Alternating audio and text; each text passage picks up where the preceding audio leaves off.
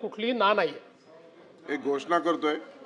मला सर्व सन्माननीय सदस्यांना कळविण्यास आनंद होत आहे की आज आपल्या सभागृहाचे कामकाज पाहण्यासाठी चीन देशाचे मुंबईतील वाणिज्य दूत श्री वांग झिनशेंग व अन्य अधिकारी विशेष अभ्यागत कक्षामध्ये उपस्थित आहेत। आपण सर्वजण त्यांच्या टाळ्याच्या गजरामध्ये हार्दिक स्वागत करा। प्रश्न क्रमांक 3। प्रश्न क्रमांक 9541 जटार साहेब, फार महत्त्वाचा विषय आहे। दोनच प्रश्न झाले सकाळपासून, महिलांचा महत्त्वाचा प्रश्न आहे। स्वतः मुख्यमंत्री महोदय इथे आहेत। प्रश्न क्रमांक 9541। सभापती महोदय, आज या सभागृहामध्ये अत्यंत महत्त्वाचा आणि त्याचबरोबरीने अस्वस्थ करणारा असा प्रश्न मांडायला मी आज सभागृहात उभी आहे। सभापती महोदय, कामावर जाणाऱ्या, नोकरी करणाऱ्या करोडो महिलांचा प्रश्न, त्यांचा आवाज बनून आज या ठिकाणी हा प्रश्न मांडायला सुरुवात करतेय। प्रश्नाचं उत्तर आलेलं आहे आणि त्याबद्दल मी राज्याचे सन्माननीय मुख्यमंत्री यांचं अभिनंदन करेन की या मानसिक छळ, जबरदस्तीने धर्मांतरण करायला लावणाऱ्या घटनेमध्ये मुख्यमंत्र्यांनी याची पाळंमुळं खणून काढली नाही। माझी आपल्याला विनंती आहे की हा प्रश्न जरा सविस्तर मांडण्याची मला त्या ठिकाणी वेळ द्या। एक मिनिट बाकी आहे। सभापती महोदय, अत्यंत महत्त्वाचा प्रश्न आहे। सगळ्याच आमच्या सहकारी या ठिकाणी आले आहेत, तयारी करून आले आहेत। सभापती महोदय, आपल्या महाराष्ट्रातल्या लेकी बाळी उच्च शिक्षण घेतात, चांगल्या ठिकाणी नोकरी करतात, स्वतःच्या गुणवत्तेवरती त्या जातात। आता प्रश्न असा पडतोय की या अशा मोठ्या कंपन्यांमध्ये आपल्या मुली नोकरी करायला जातात की या बहुराष्ट्रीय कंपन्यांमध्ये चालवल्या जाणाऱ्या धर्मांतराच्या कारखान्यामध्ये बळी पडायला जातात। आपण बघितलं की आजपर्यंत गरिबीचा, अज्ञानाचा, पैशाचा आमिष दाखवून धर्मांतर करण्याचे बरेच प्रकार आपण घडताना बघतोय। पण आता थेट कॉर्पोरेट क्षेत्रामध्ये, एअर कंडिशन ऑफिसमध्ये त्या ठिकाणी सुशिक्षित हिंदू मुलींना टार्गेट केलं जाते। आज तर आपल्या पुढे, सभापती महोदय, आज तर आपल्या पुढे दोनच केस आलेत। एक आली आहे TCS ची, जी नाशिक मधला, नाही तर तुमचा अप्रेझल आम्ही रोखून धरू, नोकरीवरून काढून टाकू, अशा धमक्या देत या मुलींचं मानसिक आणि लैंगिक शोषण केलं जात आहे। सभापती महोदय, विशेष म्हणजे पॉज सारखा महत्त्वाचा कायदा, प्रश्न विचारले तर 5 मिनिटांसाठी वाढवत आहे। सभापती महोदय, थोडंसं विस्तृत बोलणं गरजेचं आहे। पॉज सारखा कायदा, ज्याच्यासाठी भौरीदेवीने काय त्या ठिकाणी सहन केला, इतका कठीण आणि कठोर कायदा असताना सुद्धा मॅनेजमेंट नराधमांना पाठीशी घालतंय आणि मुलींवरती नोकरी सोडायला दबाव आणला जातोय। सभापती महोदय, आणि हा फक्त धार्मिक छळाचा विषय नाहीये, हा या मुलींच्या उदरनिर्वाहाचा आणि त्यांच्या अस्तित्वाचा प्रश्न आहे। TCS मध्ये काय झालं ते मी पुन्हा रिपीट करणार नाही, पण NCW ने सुद्धा, राष्ट्रीय महिला आयोगाने सुद्धा याची दखल घेतली आणि तीव्र आक्षेप त्या ठिकाणी केलाय। आज विप्रो मध्ये काय झालं, इस्लाम स्वीकारा, प्रश्न विचारा चित्राताई, प्रश्न आणि उत्तर हवंय ना आपल्याला। सभापती महोदय, मला हेच सांगायचंय, नाशिकच्या केसमध्ये मुख्यमंत्र्यांनी त्याची पाळंमुळं खडून काढली। महिला मुलींवर होणाऱ्या अत्याचारासाठी झिरो टॉलरन्सची जी भूमिका आहे सरकारची, ती त्यांनी त्या ठिकाणी अतिशय योग्य पद्धतीने काम केले। पण आज पण हे प्रश्न संपले नाहीयेत ना। आज सुद्धा तुम्ही बघा की महिलांनाच टार्गेट केलं जातंय। माझ्या हातात आज सुद्धा 2 केस आहेत। एक आहे महामुंबई मेट्रो चारकोप डेपो सुरक्षा व्यवस्थापक प्रवीण पाटील याच्याकडून कनिष्ठ महिला अभियंत्याचा लैंगिक छळ, या प्रकरणामध्ये त्याला बेल मिळालाय, पण तो नोकरीवर आहे, बाईला मात्र ताबडतोब काढून टाकलंय। हा दुसरा माझ्याकडे विषय, विमा संचालनालयाच्या कनिष्ठ तांत्रिक अधिकारी यांचा मानसिक शारीरिक छळ केलाय। तिथले संचालक विनोद सुरळकर यांनी, त्या महिलांनी लिहिलंय हो साहेब याच्यामध्ये। आपल्या प्रश्नाला न्याय मिळण्यासाठी प्रश्नामध्ये जो स्कोप आहे त्या स्कोपच्या अधीन राहून विचारा। साहेब, मला हे म्हणायचंय की अशा गुन्हेगारांचं कॅरेक्टर सर्टिफिकेट कायमचं ब्लॅकलिस्ट झालं पाहिजे। त्यांना देशात परदेशात कुठेही नोकरी मिळता कामा नये। त्याच बरोबरीने या प्रकरणांमध्ये उत्तराचं असेल. सभापती महोदय, इतर कलमांबरोबर एक्स्टॉर्शन सारखा कलम ऍड केलं पाहिजे, ते सरकार करणार का? कारण एक्स्टॉर्शन मध्ये हक्क हिरावणं ही त्याची व्याख्या आहे. बरोबरीने सगळ्या आस्थापना आणि संस्थांच्या नोंदणी, शांतता ठेवा, प्रश्न ऐका. नोंदणी नूतनीकरण आहे ते पॉश पालन याच्यासोबत जोडलं जाणार का? आज त्या ठिकाणी ICCने अहवाल देणं बंधनकारक आहे, त्याला चालढकल केली जाते. पोलीस अशा घटनांचा कॉग्निझन्स लगेच घेत नाही. ते म्हणतात ICCचा अहवाल येऊ द्या.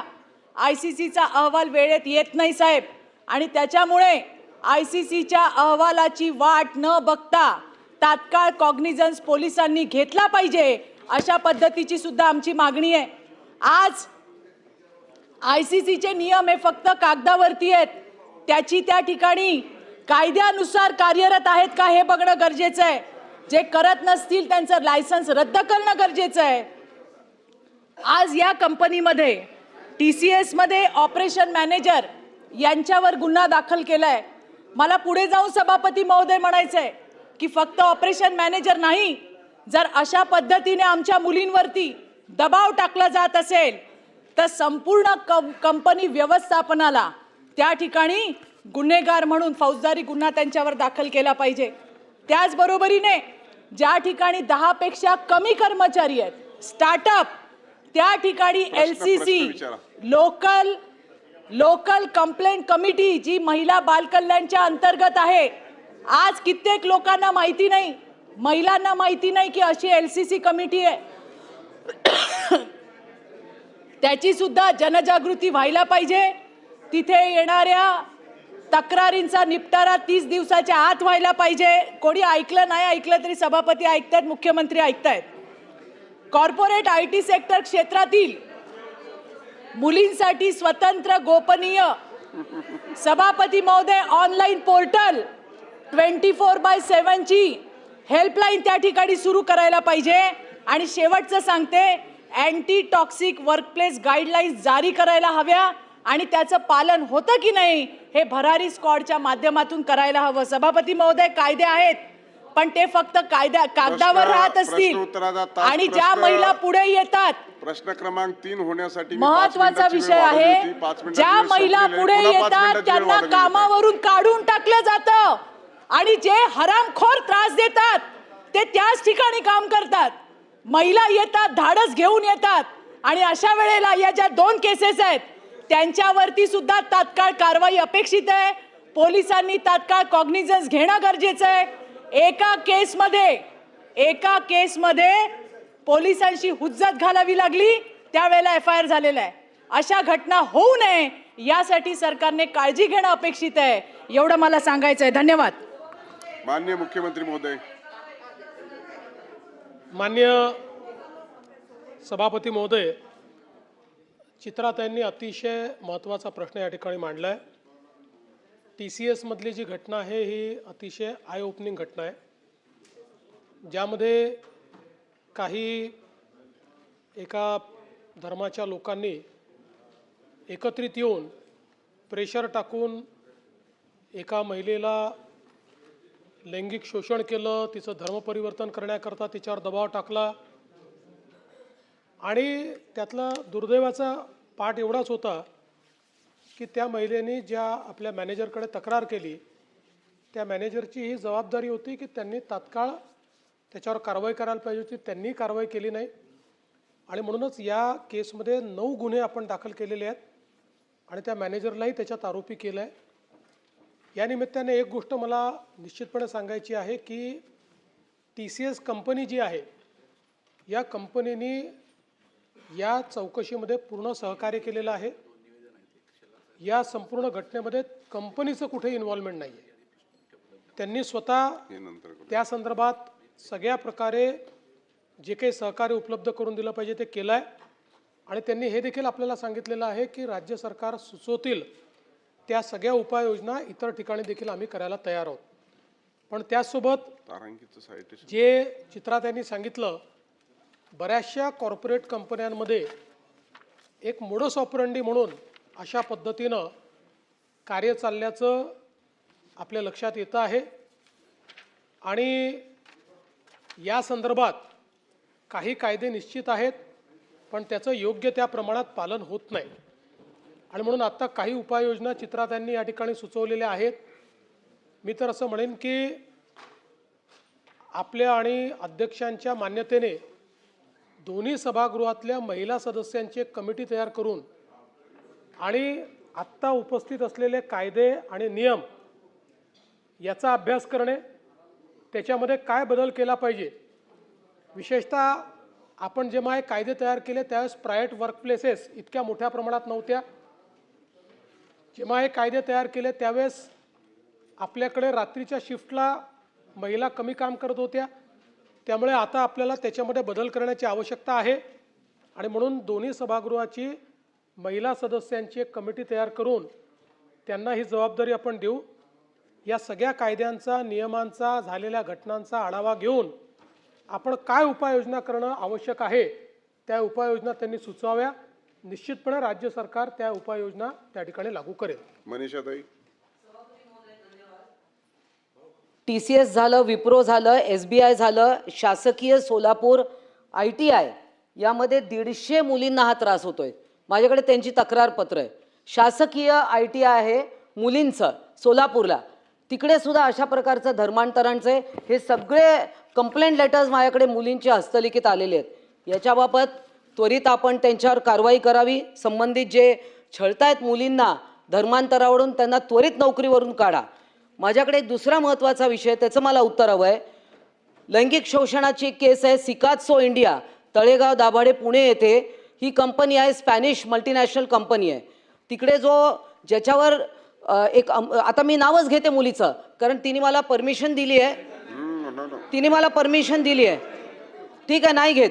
तर त्या महिलेने जो अक्युज्ड आहे गणेश कदम आणि CEO आहे राहुल रामोस, हा स्पॅनिश त्या कंपनीचा CEO आहे. आता तिने तक्रार केली 16 एप्रिलला, शी बॉक्समध्ये टाकलं, ICC कमिटीमध्ये टाकलं, त्वरित तिला कामावरून काढलं विदाऊट एनी हिअरिंग. मी लेबर कमिशनरकडे गेली, महिला आयोग तर काहीच करत नव्हतं. त्या सचिवांना मी फोन करून करून 4थ्या दिवशी मला ते सापडले. अजूनही आज 3 महिने झाले ती घरात बसली आहे. या कमिशनरकडे जा, त्या कमिशनरकडे जा, सगळीकडे जाऊन झालंय, पण ते कंपनीचे लोक तिला परत घेत नाही. या कंपनीचं लायसन्स आपण त्वरित रद्द करणार का? कारण तशी प्रयोजन आहे. महिला धोरण 2024 मध्ये पान क्रमांक 99/2004 याच्यामध्ये सहयोगी विभाग लेबर कमिशनर आहे. पहिले त्या कंपनीचं लायसन्स आपण रद्द करणार का?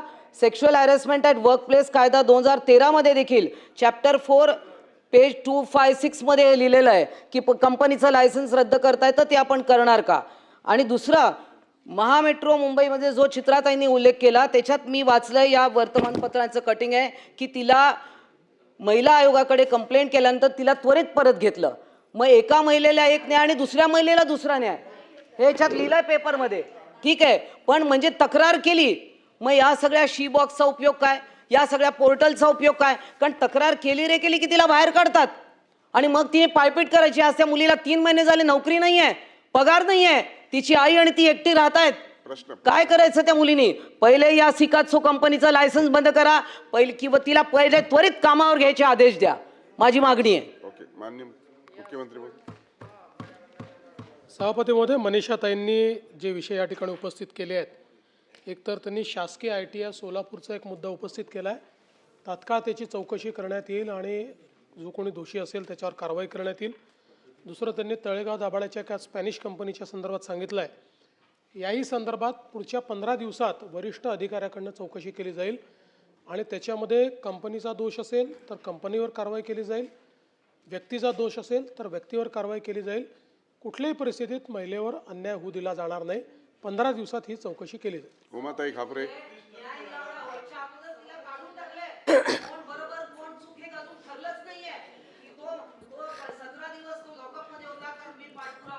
सभापती महोदय,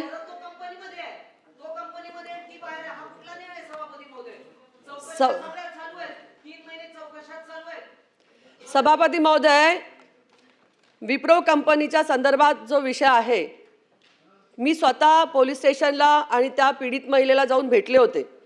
बँगलोरला राहणारी ती मुस्लिम महिला जी मुलगी होती ती सतत त्या विप्रोच्या महिलेला जी IT क्षेत्रात काम करते तिच्याशी संपर्क साधून तू अमुक मुस्लिम बाहेरच्या देशातला आहे त्याच्याशी लग्न कर म्हणून तिच्या मागे लागली होती. त्या महिलेनी उलटसुलट तिला बडबड केली.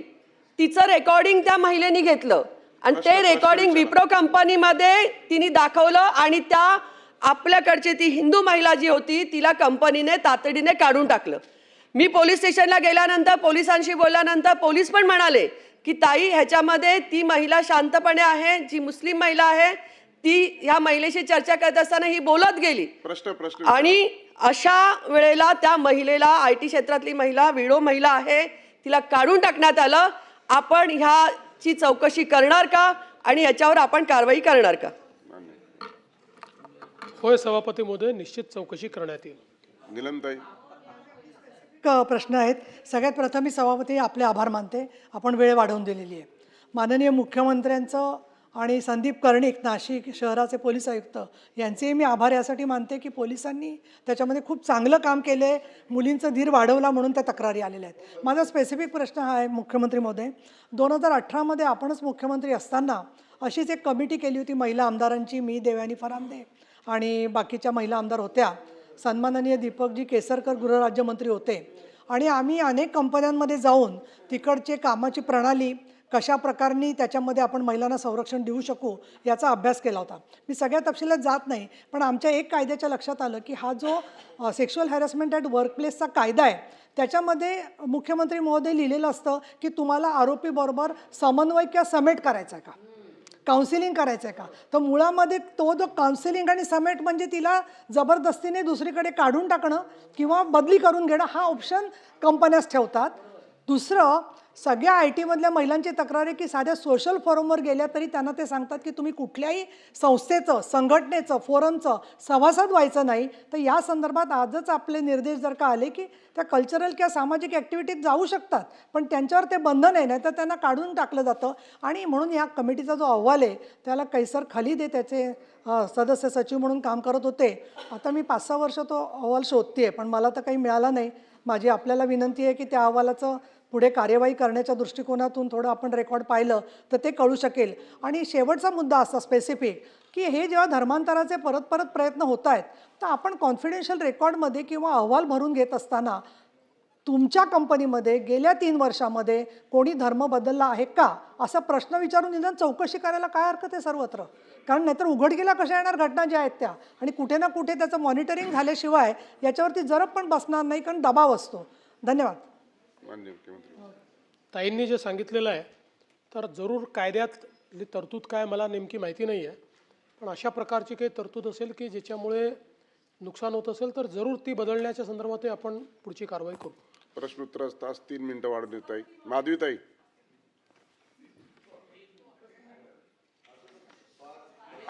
या विषयाच्या संदर्भातलं गांभीर्य लक्षात आलं. माझे फक्त 2च प्रश्न आहेत आणि 2च वाक्यांमध्ये संपणार आहेत. एक म्हणजे या बाबतीमध्ये जी SIT आपण स्थापन केलेली होती त्याचा अहवाल जो येणार होता तो आलेला आहे का, आणि दुसरं मला असं वाटतं की याच्यामध्ये NCWच्या जे फाइंडिंग्स होते, जे त्यांनी त्याच्यामधले जी निरीक्षणं नोंदवली होती त्याच्यामध्ये त्यांनी असं स्पष्ट म्हटलं होतं की पॉश कायद्याचं याच्यामध्ये गंभीरपणे त्याचा फॉलो केलेला नव्हता. तर मला असं वाटतं की या निमित्ताने आता जसं ताईंनी पण सांगितलंय त्याप्रमाणे की ह्याच्यामध्ये ऑडिट आपण करणार का, एकूणच सगळ्या आस्थापनांचं या निमित्ताने ऑडिट होणं आवश्यक आहे की तिथे या लैंगिक शोषणाच्या ज्या केसेस आहेत त्याच्याबद्दलचं. आणि दुसरं असं की TCSची ह्याच्यामध्ये काहीही चूक नव्हती असं जरी म्हटलेलं असलं तरी देखील आज अनेक ठिकाणी आस्थापनांवरील नियुक्त्यांसाठी आपण TCSची मदत घेतो. तर याच्या पुढच्या काळामध्ये त्यांच्या विश्वासार्हतेवरती प्रश्नचिन्ह निर्माण होणार का? माननीय मुख्यमंत्री महोदय. दुसऱ्या प्रश्नाचं उत्तर पहिले देतो. याच्यामुळे TCSच्या विश्वासार्हतेवर कुठलंही प्रश्नचिन्ह नाही. देशातली आणि जगातली एक अत्यंत महत्त्वपूर्ण अशी भारतीय कंपनी TCS आहे आणि IT च्या क्षेत्रामध्ये भारताला मोठं नाव आणि परकीय चलन हे TCSने मिळवून दिलं आहे आणि आपल्याही राज्यामध्ये जेवढ्या परीक्षा TCSने घेतल्या एकाही परीक्षेमध्ये कुठे गडबड नाही, गोंधळ नाही, कुठलेही पेपर लीक नाही. त्यामुळे मला असं वाटतं की अशा एखाद्या घटनेमुळे अशा प्रकारच्या आपल्या राज्यातल्या आणि देशातल्या महत्त्वाच्या कंपनीवर आपण कोणी प्रश्नचिन्ह लावणं हे योग्य होणार नाही, ते लावण्यात येऊ नये. दुसरा जो आपण विषय या ठिकाणी सांगितलेला आहे, SITनी चौकशी जवळपास पूर्ण केली आहे. त्या SITच्या चौकशीच्या आधारावरच 9 FIR आपण नोंदवलेले आहेत.